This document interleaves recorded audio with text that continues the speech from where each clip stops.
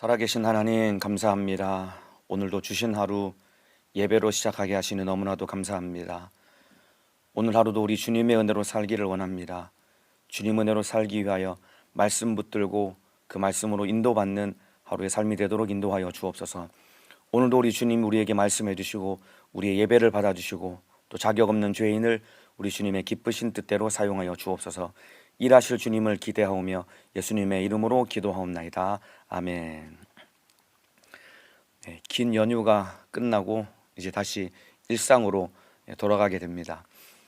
오늘 출근하는 이 마음과 발걸음이 굉장히 무거우실 텐데 조금만 기다리십시오. 오늘 내일 지나면은 또다시 주말이 다가옵니다. 그래서 힘내서 승리하시고, 마찬가지입니다. 우리 인생도 사는 것이 녹록지 않지만은 조금만 기다리면은 우리 주님과 함께 천국에서 영원히 만나고 영원한 안식을 누릴 수 있습니다. 그 주님께 소망을 두고 오늘 한 날도 그리고 평생의 삶 가운데 승리하시기를 주님의 이름으로 축복합니다. 오늘 하나님 말씀은 갈라디아서 6장 11절에서 18절입니다. 갈라디아서 6장 11절에서 18절 말씀입니다. 성경을 찾아서 펼쳐보시길 바랍니다. 갈라디아서 6장 11절에서 18절 말씀입니다. 저는 여기서 여러분은 계신 곳에서 함께 한 목소리를 합독하여 읽겠습니다. 시작. 내 손으로 너희에게 이렇게 큰 글자로 쓴 것을 보라.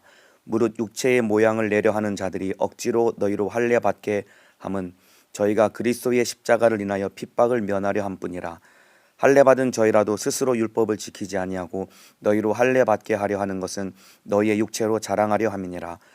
그러나 내게는 우리 주 예수 그리스도의 십자가 외에 결코 자랑할 것이 없으니 그리스도로 말미암아 세상이 나를 대하여 십자가에 못 박히고 내가 또한 세상을 대하여 그러하니라. 할례나 무할례가 아무것도 아니로되 오직 새로 지으심을 받은 자뿐이니라. 무릇 이 규례를 행하는 자에게와 하나님의 이스라엘에게 평강과 긍휼이 있을지어다. 이후로는 누구든지 나를 괴롭게 말라. 내가 내 몸에 예수의 흔적을 가졌노라.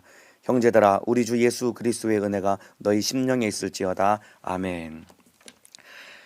오늘 갈라디아서 6장 11절에서 18절 말씀을 중심으로 십자가만 자랑하라, 십자가만 자랑하라 라는 제목으로 갈라디아서 13번째 시간, 오늘 마지막 시간, 갈라디아서 마지막 시간 하나님의 말씀을 나누도록 하겠습니다. 오늘 본문 11절에 보면은 내 손으로 너희에게 이렇게 큰 글자로 쓴 것을 보라. 오늘 6장 11절 이하부터는 바울이 직접 자기 손으로 친필로 써내려간 편지가 바로 6장 11절부터 18절까지입니다. 이 당시 대부분의 편지는 편지를 전문적으로 기록하는 사람을 통해서 대필하는 것이 이 당시의 관습이었습니다. 왜 그러냐면은 편지를 쓰는 그 재료가 굉장히 고가였기 때문입니다. 우리는 종이에다가 쓰지만은 이 당시에는 그 짐승의 가죽, 양피지라고 하는 양 가죽, 짐승의 가죽 내지는 파피루스 종이라고 하는 비싼 그 종이에다가 재료에다가 편지를 기록하지만은 또한 이 편지를 기록하는데 기술이 필요하기 때문에 일반인들이 쓰는 것이 아니라 편지를 전문적으로 대필하는 이런 서기들을 통해서 편지를 기록했습니다.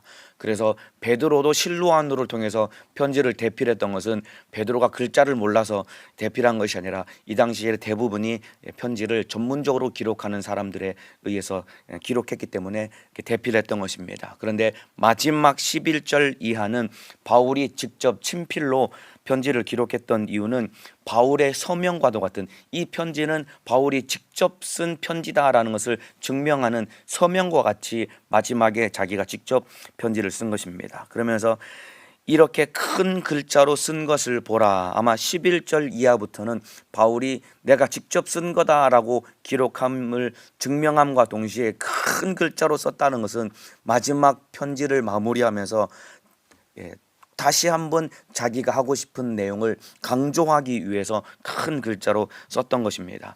바울이 편지를 마무리하면서 마지막 강조했던 내용은 무엇이냐면은 11절부터 18절까지 내용을 한마디로 요약을 하면은 너 자랑하지 말고, 네 자랑하지 말고 십자가만 자랑하라 라는 내용을 가지고 마지막 편지를 마무리합니다. 그래서 오늘 제목이 십자가만 자랑하라입니다.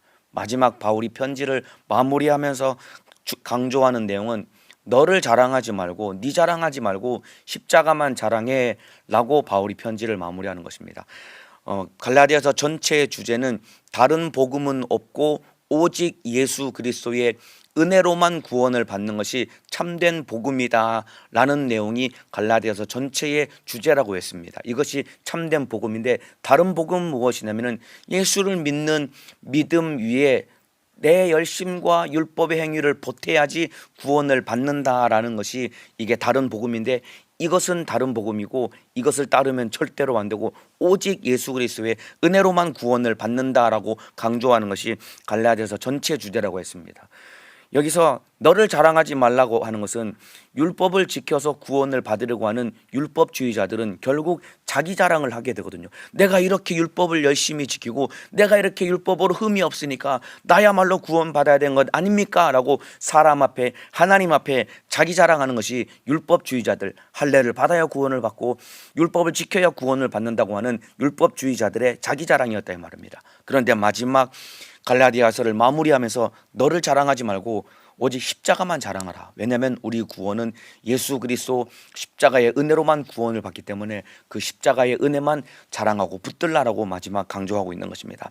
자, 이 내용을 가지고 오늘 마지막 살펴보고 갈라디아서를 마무리 짓도록 하겠습니다. 12절입니다. 무릇 육체의 모양을 내려 하는 자들이 억지로 너희로 할례 받게 함은 저희가 그리스도의 십자가를 인하여 핍박을 면하려 함 뿐이라.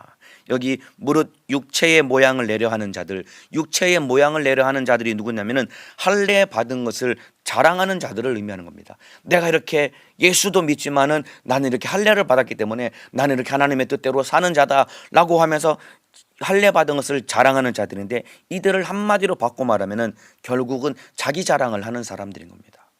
내가 이렇게 할례도 받고 율법도 지키기 때문에 나야말로 신앙생활 잘하고 나야말로 구원을 받는 것 아닌가라고 자기 자랑하는 자들을 의미하는 겁니다. 자, 그런데 여러분, 할례 받는 사람들이 할례 받으려고 하는 또 하나의 이유는 무엇이냐면은 저희가 그리스도의 십자가를 인하여 핍박을 면하려 한 뿐이라.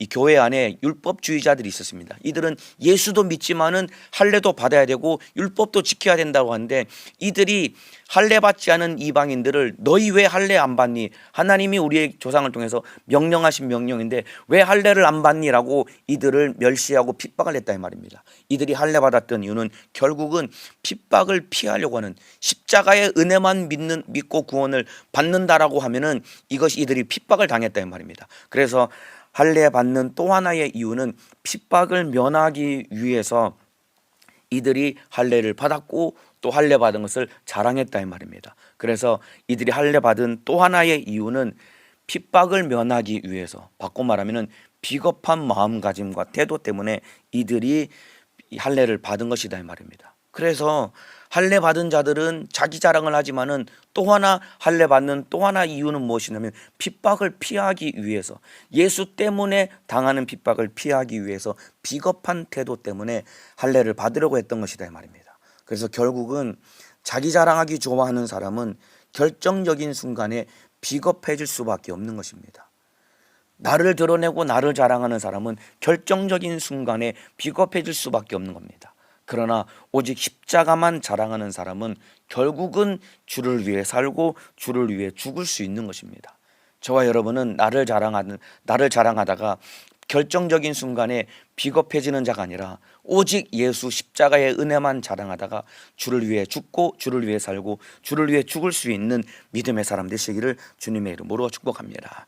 이와 같이 율법주의자들이 자꾸 할례를 받고 또 할례를 강조했던 이유는 교회 안에 할례주의자들이 할례 받지 않은 사람들을 핍박했기 때문에 그런 겁니다. 그래서 여러분, 율법주의자들의 이 신앙생활하는 동기는 무엇이냐면 결국 두려움 때문입니다. 방금 읽어드린 것처럼 저희가 그리스도의 십자가를 인하여 핍박을 면하려 한 분이라. 예수 십자가만 믿으면 핍박을 받으니까 이 핍박받는 것이 두려우니까 결국은 타협을 해서 할례를 받고 자기 의를 드러내는 자로 전락되어 버릴 수밖에 없는데, 그래서 율법주의자들이 열심을 내서 신앙생활하는 동기는 무엇이냐면 두려움 때문에 그런 거예요. 여러분, 두려움 때문에 신앙생활을 하면은 선한 열매를 맺지 못하게 됩니다.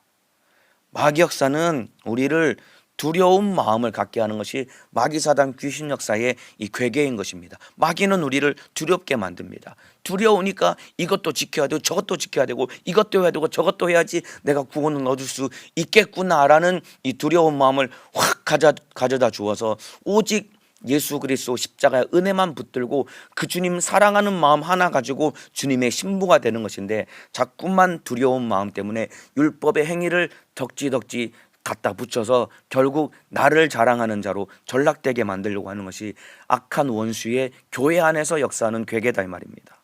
여러분, 두려운 마음만 갖게 하면은 얼마든지 내 마음대로 조정을 할 수 있습니다. 마귀는 이와 같이 우리를 두렵게 만들어서 결국은 율법의 노예가 되게 만들고 악한 마귀 역사의 종이 되게 만들어서 우리를 지옥으로 끌고 가는 것이 원수의 괴계다 이 말입니다. 여러분, 사람 마음속에 두려운 마음만 가져다 심어주면은 얼마든지 내 마음대로 조정을 할 수 있는 겁니다. 여러분, 사이비 교주들이 자기 밑에 있는 신도들에게 엄청난 두려움을 확 심어줍니다. 그래서 자기를 추종하게 만들고 두려운 마음 때문에 자기를 추종하게 만들고 결국은 돈과 인생을 갈취해서 결국은 이 인생도 피폐하게 만들고 영혼도 비참하게 만드는 것이 사이비 교주들이 자기 세력을 확장하고 넓혀가는 그런 방법 중에 하나가 자기 밑에 있는 신도들에게 두려운 마음을 확 심어주는 것이다 이 말입니다. 이와 마찬가지입니다. 악한 마귀 역사도 우리 마음 가운데 두려운 마음을 확 심어주어서 하나님의 은혜 안에서 주님 사랑하는 마음으로 신앙생활을 하는 것이 아니라 두려운 마음 때문에 종노릇하게 만드는 것이 마귀 역사의 괴계다 이 말입니다. 여기도 저희가 그리스도의 십자가를 인하여 핍박을 면하려 한 뿐이라. 여러분, 예수님 때문에 십자가만 자랑하면 기꺼이 예수님과 함께 핍박을 당하고 고난을 당하고 주와 함께 죽고 주와 함께 부활을 할 수 있는데, 십자가를 인하여 핍박을 면하려 한다는 것은 예수님 때문에 핍박당하는 것이 두려우니까 사람의 수단과 방법을 부리고 내 의를 드러내려고 하는 어리석음에 빠지는 것이다 이 말입니다. 이와 같이 저와 여러분들은 두려움 때문에 신앙생활을 하는 것이 아니라 주님 사랑하는 마음으로 신앙생활을 해야 되는 겁니다. 물론 지옥에 대한 두려움을 가져야지요. 그러나 지옥에 대한 두려움보다 더 크게 가져야 될 것은 우리 안에 주님을 사랑하고 천국에 대한 소망이 우리 가슴 속에 넘쳐나야 되는 겁니다. 1세기에 로마에 있는 기독교인들이 콜로세움 경기장에서 굉장히 많은 기독교인들이 순교를 당했다고 합니다. 기독교인들을 운동장에 가두어 놓고 거기서 이 굶주린 맹수들을 풀어놓아서 기독교인들이 맹수들에게 잡아먹히고 물어뜯기고 잡아먹히는 그 모습을 바라보면서 로마 시민들이 열광을 했습니다. 그런데 그 순교당하는 기독교인들의 무리 가운데 누가 있었냐면 한 엄마와 어린아이가 있었다고 합니다. 그 어린아이가 너무나 무서우니까 두려워서 벌벌 떨며 엄마 나 무서워라고 그렇게 이야기했다고 합니다. 그러니까 엄마가 그 아이의 눈을 손으로 가리우면서 조금만 참으면 돼. 눈 감고 조금만 참으면 돼. 그러면은 참 조금만 있으면 천국에서 예수님을 만날 수 있을 거야. 그렇게 그 아이를 위로하고 결국은 엄마와 아이가 함께 순교를 당하고 천국에서 주님을 만났다라고 하는 그런 이야기가 있습니다. 이와 마찬가지입니다. 그 어머니가 두려워하는 아이에게 어떤 마음을 심어주었냐면은 천국에 대한 소망을 심어준 겁니다. 엄마가 그 아이에게 너 정신 차려, 너 이렇게 무서워하면은 너 지옥 가, 이렇게 더 겁을 준 것이 아니라 두려워하는 아이에게 더 지옥에 대한 두려움을 준 것이 아니라 그 아이에게 천국에 대한 소망을 줌으로 인해서 마지막 순교하는 그 현장에서 이기고 주님을 만나겠다라는 이야기가 있습니다. 이와 마찬가지입니다. 우리가 신앙생활을 할 때 두려움이 아니라 소망을 가지고 기쁨으로 신앙생활을 해야 되는 것입니다. 주님의 신부는 누구냐면은 주님을 사랑하고 신랑 되신 주님을 사랑하며 소망 가지고 기다리는 자가 주님의 신부다 이 말입니다. 두려워 벌벌 떠는 자가 아니라 소망 가지고 주님을 사랑하며 기다리는 자가 주님의 신부가 되는 것입니다. 자, 13절에 보면은 할례 받은 저희라도 스스로 율법은 지키지 아니하고 너희로 할례 받게 하려 하는 것은 너희의 육체로 자랑하려 함이니라. 율법주의자들이 말이죠, 이들이 할례 받은 것은 자랑했다 이 말입니다. 내가 이렇게 할례 받은 사람이야.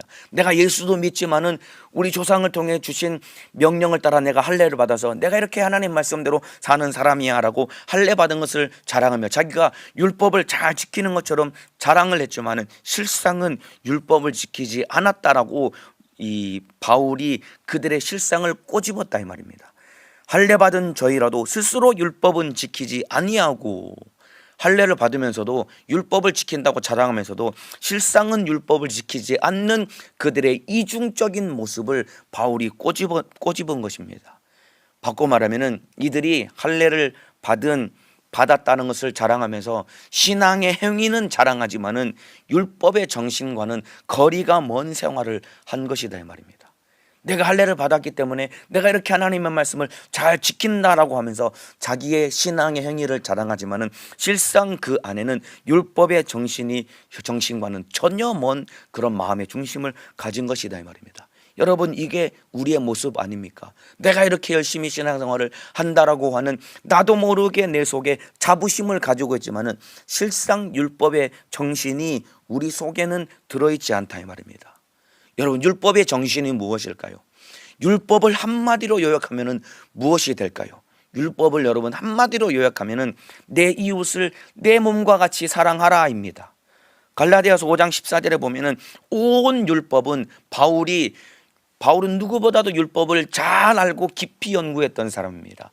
그 바울이 율법 전체를 딱 한마디로 요약한 것이 무엇이냐면 갈라디아서 5장 14절에 온 율법은 내 이웃 사랑하기를 내 몸같이 하라 하신 한 말씀에 이루었나니, 율법의 계명이 613가지가 있다고 합니다.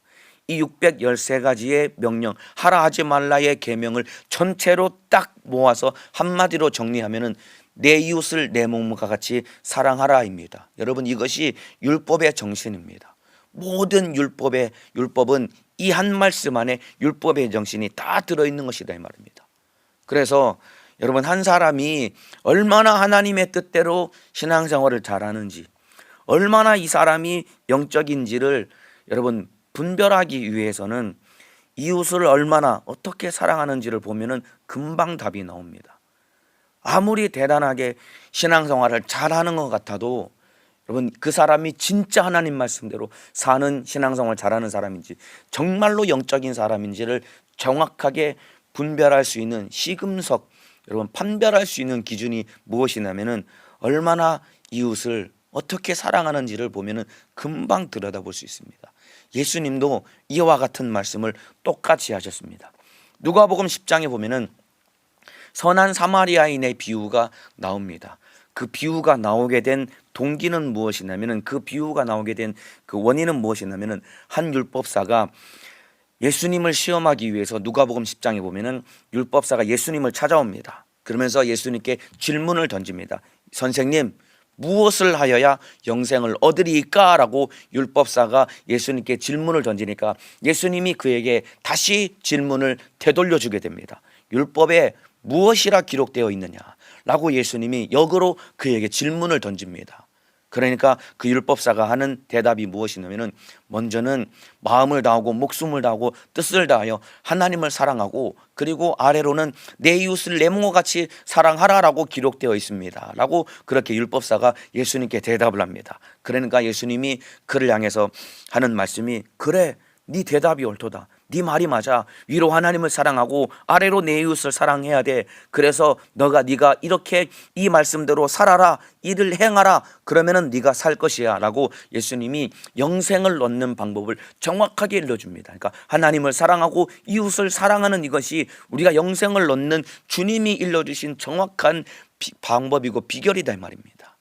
그러니까 이 율법사가 또 한 번 잘난 척 하려고 예수님께 다시 한번 질문을 던집니다. 예수님, 선생님, 그러면은 내 이웃이 누구입니까?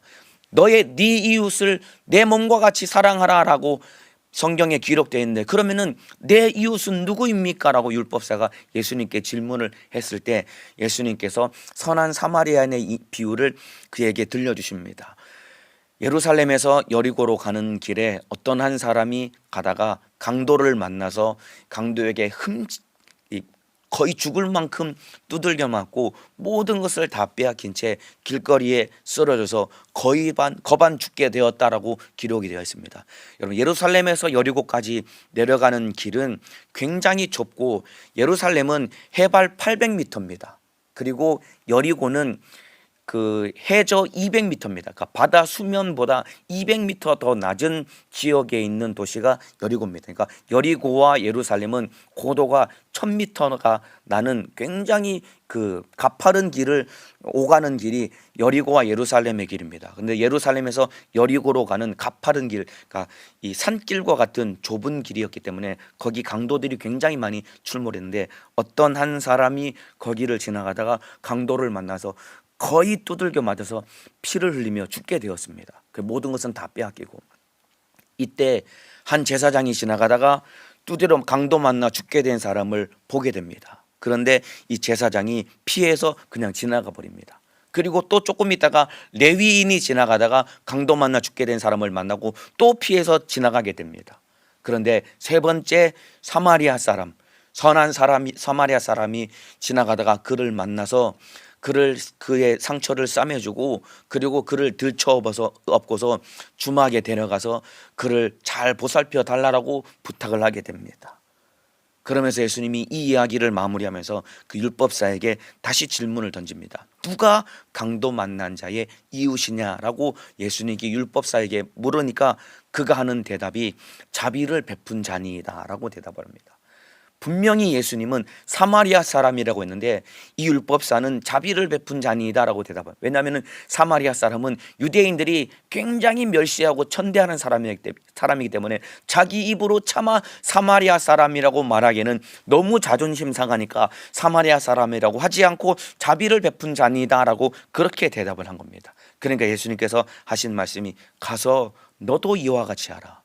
너도 이와 같이 이웃을 보살피고 섬기고 사랑해라. 그러면은 네가 영생을 얻을 거야 라고 주님이 그렇게 일러주신 것입니다. 여러분, 이것이 바로 율법 안에 있는 정신인 것입니다. 여러분, 우리가 신앙의 행위는 자랑하지만은 진짜 율법의 정신과는 거리가 먼 생활을 하는 것이 우리의 모습 아닙니까? 내가 열심히 영적 생활을 하겠다고 열심히 예배도 드리고 열심히 기도도 하고 열심히 영적 생활을 한다고 하지만은 실상 우리가 얼마나 내 이웃을 사랑하고 섬기는지 내가 돌아봐야 된다 이 말입니다. 내 신앙생활 방해하면은 가차없이 내 가족이라도 연을 팍 끊어버리고, 내 신앙생활 방해하면은 가차없이 가까운 사람일지라도 여러분 확 화를 내고 혈기를 낸다라고 한다면은 그 사람은 영적인 사람이 아닐런지도 모르는 것입니다. 여러분, 아까 강도 만난 사람 제사장과 레위인이 피하여서 도망간 이유가 무엇인지 아십니까? 물론 도와주다가 자기도 강도를 만날 수 있기 때문에 무서워서 도망간 이유도 있지만은 이 사람들이 제사장과 레위인이 강도 만난 사람을 버려두고 도망간 이유는 거반 죽게 되었다는 것은 겉으로 보기에 시체처럼 보였기 때문이다 이 말입니다. 여러분, 이 당시에 유대인들은 시체를 만지면은 부정해지게 됩니다. 자그마치 7일 동안 부정해지기 때문에 7일 동안은 아무것도 하지 못하고 이 부정하면서 해결에 빠져나오기 위해서 정결 예식을 거쳐야 되는 겁니다. 시체를 만지면 부정해지기 때문에 제사장과 레위인은 성막에서 섬겨야 되고 그야말로 율법을 잘 지켜야 되기 때문에 이 시체를 만져서 자기가 부정해지기 때문에 죽은 사람, 강도 만나 죽게 된 사람을 내버려두고 도망갔다 이 말입니다. 바꿔 말하면은 자기 하나 거룩하고 자기 하나 잘 지켜보겠다고 신앙의 행위로 자기를 치장하고 하겠다는 이런 어리석음 때문에 진짜 죽어가는 영혼을 살리지 못했다 이 말입니다. 이와 마찬가지입니다. 하나님의 뜻은 신앙의 행위로 나를 치장해서 나의 자부심을 높이고 내 자랑하는 것이 나를 향한 하나님의 뜻이 아닙니다. 여러분, 강도 만나 죽게 된 자와 같은, 여러분, 이 도적과 같은 악한 마귀 사단 귀신 역사에게 지배당한 지옥 가는 영혼을 살리기 위해서 그들을 찾아가는 것이 우리를 향한 하나님의 뜻이고 이것이 진짜 영적 생활인 것이다 이 말입니다. 내가 손해를 보고 심지어 여러분 율법적으로 내가 부정해질지라도 이웃을 살리는 것이 하나님의 뜻인 것입니다. 예수님이 우리를 이렇게 살리셨거든요. 예수님이 부정한 우리의 죄를 짊어지고 여러분 십자가에서 예수님이 부정해지고 죄인이 되어서 십자가 피 흘려 죽으시기까지 우리를 사랑하시고 우리를 살려주셨다 이 말입니다. 죄 없는 하나님이 우리 때문에 스스로 부정해 주셔서 우리를 구원해 주신 것과 똑같이 저와 여러분도 내가 율법을 잘 지키고 내가 영적 생활을 잘해서 내가 참으로 거룩해지고 이루어져서 내가 내 힘으로 구원받아야지, 이것이야말로 어리석은 생각이다 이 말입니다. 우리가 의로워지는 것은 내가 열심히 해서 의로워지는 것이 아니라 예수님 때문에 우리는 의로움을 얻게 되는 것이다 이 말입니다. 예수님 때문에 우리는 의로워졌고 또 그 예수님 때문에 의로워지기 때문에 저와 여러분은 이제 이웃을 향해 나아가서 이웃의 영혼을 살리기 위해서 우리 인생을 쏟아붓는, 이것이야말로 참된 영적 생활인 것입니다. 이 사람이 주님의 신부가 되는 것입니다. 이와 같이 이웃의 영혼을 뜨겁게 사랑하고 신앙의 행위를 자랑하는 것이 아니라 참된 율법의 정신을 지켜서 영혼을 살리고 이웃을 사랑하는 믿음의 사람 되시기를 주님의 이름으로 축복합니다. 자, 14절에 보면은 그러나 내게는 우리 주 예수 그리스도의 십자가 외에 결코 자랑할 것이 없으니 그리스도로 말미암아 세상이 나를 대하여 십자가에 못 박히고 내가 또한 세상을 대하여 그러하니라. 바울은 예수 그리스도의 십자가만 자랑한다라고 고백을 했습니다. 유대인들은, 율법주의자들은 자기가 할례 받은 것을 자랑하고 자기가 율법을 잘 지키는 것을 자랑하고 자기의 행위를 자기 자랑하는 사람이었지만은, 그러나 바울은 나는 예수 그리스도의 십자가만 자랑한다라고 고백을 한 겁니다. 여러분, 저와 여러분이 예수님의 십자가만 자랑해야 됩니다. 여러분의 자랑거리는 무엇입니까? 여러분은 무엇을 자랑합니까? 요즘 젊은이들은 소소하게는 여행을 다녀와서 사진을 찍어서 SNS에 올리죠. 그리고 하다못해 어디 맛있는 맛집에 가면은 음식을 잘 차려놓은 음식을 사진 찍어서 자기 SNS에 올려가지고 이것 자랑하는 것이 인생의 소소한 행복입니다. 또는 명품 가방을 사게 되면은 그것이 자기의 자랑이 되고, 또 조금 더 돈을 쓴다고 한다면은 새로 산 차가 자기의 자랑이 됩니다. 뿐만 아니라 우리 안에 이런 맛집을 찾아다니고 여행을 다니고 명품 가방을 사고 새로 차를 사고, 이것도 자랑이지만은 우리 안에 더 나아가서 또 우리도 모르게 우리 속에서 자랑하는 것이 무엇이냐면은 나의 신앙의 행위를 자랑하거나 자부심을 갖게 됩니다. 내 신앙의 행위, 이런 것을 자랑하고 내 신앙의 행위가 자부심이 되어서 이것 자랑하는 것이 우리 속에 뿌리 깊게 박혀 있는 어리석은 모습인 겁니다. 그래서 이런 얘기하는 사람 들어봤습니다. 저는 몇 대째 신앙생활하고 있습니다 라고 얘기하는 사람을 제가 들어봤습니다. 저는 3대째, 저는 4대째 제가 신앙생활하고 있습니다. 여러분, 4대째 신앙생활하는 거 여러분 대단한 거죠. 그런데 이거 여러분 자랑할 거리가 안 된다 이 말입니다. 또 어떤 사람은 내가 어느 교회 다닙니다, 이것 자랑하는 사람도 있습니다. 나는 하루에 몇 시간씩 기도합니다, 우리 교회는 이렇게 큽니다, 이런 것을 자랑하는 사람들인데, 여러분 이러한 조건들이 나를 구원할 수 있는 것입니까?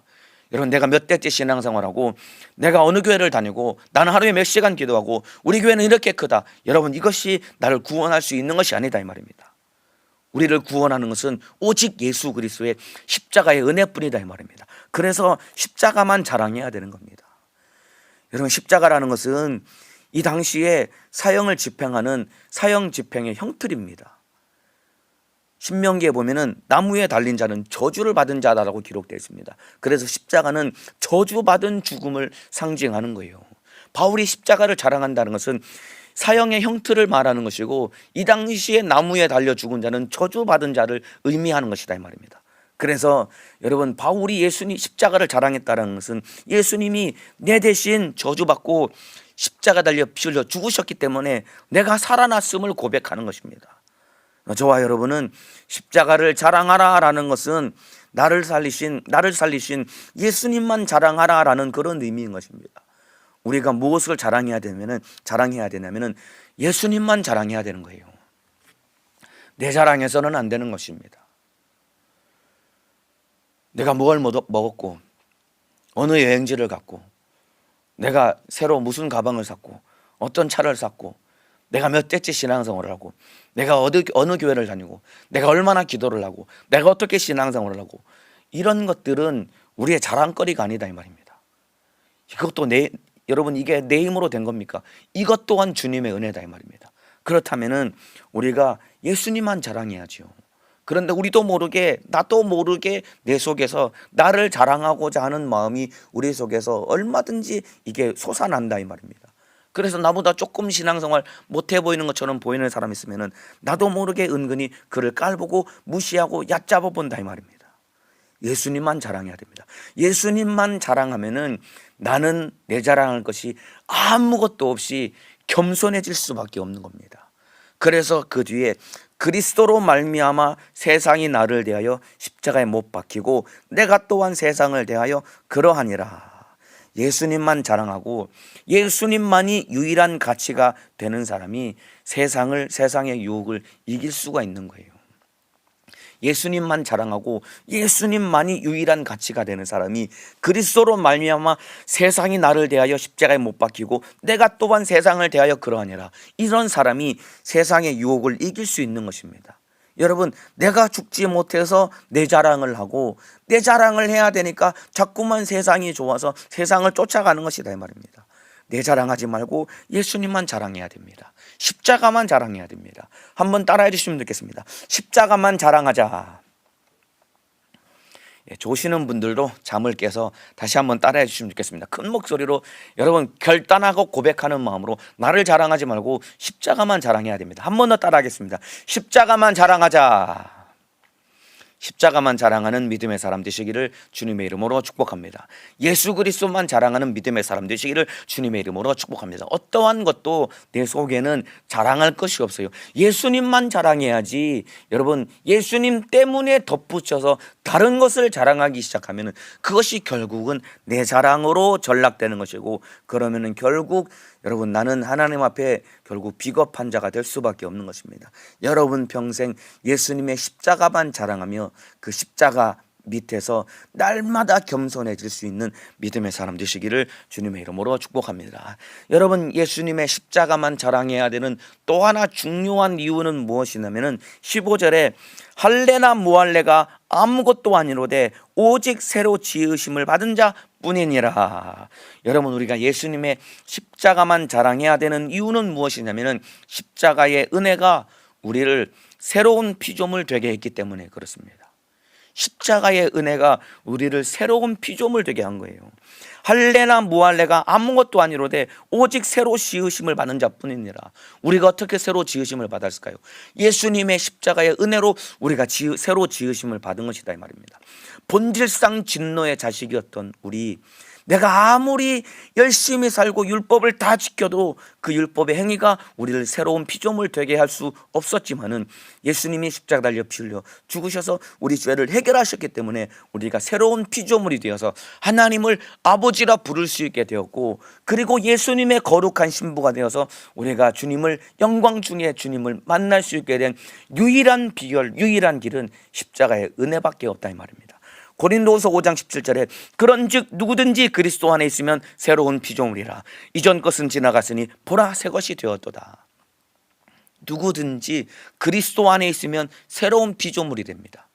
유대인이나 이방인이나 누구든지 그리스도 안에 있어야 새로운 피조물이 되고, 그 사람이 하나님의 자녀가 되고 그 사람이 예수님의 신부가 될 수 있는 겁니다. 그래서 십자가만 자랑해야 되는 거예요. 다른 것 자랑하면 안 됩니다. 여러분의 자랑거리는 무엇입니까? 여러분의 자랑거리는 무엇입니까? 여러분이 내세우고 자랑할 제목은 무엇이었습니까? 이제 우리 십자가만 자랑하는 믿음의 사람 되시기를 바라겠습니다. 내 신앙의 행위를 자랑해서는 절대로 안 됩니다. 내가 얼마나 대단히 영적 생활한다고 나를 자랑하면은 그 순간 나는 십자가를 자랑하지 않는, 내 자랑하는 율법주의자로 그 순간 전락되어 버리는 것입니다. 다른 복음을 쫓아가는 나를 자랑하는 사람 말고 오직 십자가만 자랑하는 복음 안에 있는 믿음의 사람 되시기를 바라겠습니다. 17절입니다. 이후로는 누구든지 나를 괴롭게 말라. 내가 내 몸에 예수의 흔적을 가졌노라. 바울이 내가 내 몸에 예수의 흔적을 가졌노라 라고 그렇게 고백하고 선포하는 것입니다. 여기서 말하는 예수의 흔적이라는 것은 예수님 때문에 당한 핍박과 고난을 의미하기도 합니다. 내 몸에 예수의 흔적을 가졌노라. 그래서 많은 중세 시대의 수도사들이 예수의 흔적을 가지려고 굉장히 많이 이 수도사들이 수련을 하기 위해서 스스로 자기 몸에 많은 학대를 가하는 사람들도 있었습니다. 그런데 여기서 말하는 내 몸에 예수의 흔적이라는 것은 바울이 당한 핍박과 고난을 의미하기도 하지만은, 여기서 말하는 예수의 흔적은 무엇이냐면은 내가 예수님의 것임을 나타내는 삶을 살라는 그런 의미인 것입니다. 내가 내 몸에 예수의 흔적을 가졌노라라는 말은 이제 네가 예수님의 것임을 나타내는 삶을 살라는 그런 의미인 것입니다. 그러니까 바꿔 말하면 바울은 예수님의 것임을 나타내는 삶을 살았다고 그렇게 고백을 하는 것입니다. 나는 십자가만 자랑하기 때문에 나는 예수님의 것임을 나타내는 삶을 사는 거야. 이게 내가 내 몸에 예수의 흔적을 가졌노라라는 그런 의미인 것입니다. 여러분, 여기서 말하는 흔적이라는 것은 원어로 스티그마라고 해서 이 낙인이라는 의미를 가지고 있습니다. 흔적이라는 말은 낙인이라는 뜻을 가지고 있습니다. 낙인이 무엇이냐면은 이 당시에 가축이나 노예의 몸에 주인의 소유임을 확인하는 이 불도장을 그 짐승 가축이나 노예의 몸에 빨갛게 달고 가지고 몸에다 찍으면은 이 화상을 입어서 낙인을 찍는 것이, 주인의 소유임을 낙인을 찍는 것이 여기서 말하는 흔적을 말하는 것입니다. 그래서 예수의 흔적이라는 것은 내가 예수님의 것임을 나타내는 증거를 가졌다라는 그런 의미인 것입니다. 내 몸에 예수의 흔적을 가졌노라라는 것은 나는 예수님의 것임을 내 몸에 지니고 있다, 나는 예수님의 것임을 나타내는 삶을 살고 있다라는 그런 의미를 가지고 있는 것입니다. 여러분, 우리 몸에 예수님의 것임을 나타내는 증거를 갖는다라는 것은 무엇이냐면은 구원받은 우리 예수님의 것이라고 인치시고 보증하시려고 우리에게 무엇을 보내셨냐면 성령님을 보내셨습니다. 구원받은 우리에게 인치시고 보증하시기 위해서 무엇을 보내셨냐면 성령을 보내셨다 이 말입니다. 고린도서 1장 21절 22절에 우리를 너희와 함께 그리스도 안에서 견고케 하시고 우리에게 기름을 부으시는 이는 하나님이시니 저가 또한 우리에게 인치시고 보증으로 성령을 우리 마음에 주셨느니라. 기름 붓듯이 우리에게 성령을 우리 마음에 부어주셨다 이 말입니다. 인치시고 보증하심으로 우리가 예수 믿고 구원받아서 하나님의 것이 되었다라고 인치시고 보증하기 위해서 낙인을 찍듯이 짐승이나 그리고 노예의 몸에 불도장을 찍어서 낙인을 찍어서 너는 이제 내 거야라고, 주인의 것이라고 낙인을 찍듯이 우리가 하나님의 것임을 보증하기 위해서 성령을 보내주셨다 이 말입니다. 그렇다면은 이제 내가 성령 받은 우리 예수님의 것임을 인치시고 보증하기 위해서 성령을 보내주신 성령 받은 우리는 어떤 삶을 살아야 되냐면은 예수님의 것임을 가장 분명하고 확실하게 나타내기 위해서 우리의 삶 속에서 이제 성령의 열매를 맺는 그런 인생을 살아가야 되는 것입니다. 성령이 오셨으면은 당연히 성령의 성품인 성령의 열매가 우리 삶 가운데 나타나게 될 때 삶 속에서 저 사람은 진짜 예수의 사람이구나라는 것을 보여줄 수 있는 삶을 사는 것이다 이 말입니다. 이것이 예수의 흔적을 가진 것이다 이 말입니다. 예를 들어서 감옥에 갇혀가지고 채찍을 맞아가지고 등에 이 흉터가 확 많아가지고 사람들 앞에서 옷을 확 벗어 젖히면은 온 몸에 이 갈기갈기 찢긴 채찍 맞은 흉터를 확 보여주면 봐라 내가 이렇게 예수의 사람이다라고 이렇게 흔적을 보여주는 것이 아니다 이 말입니다.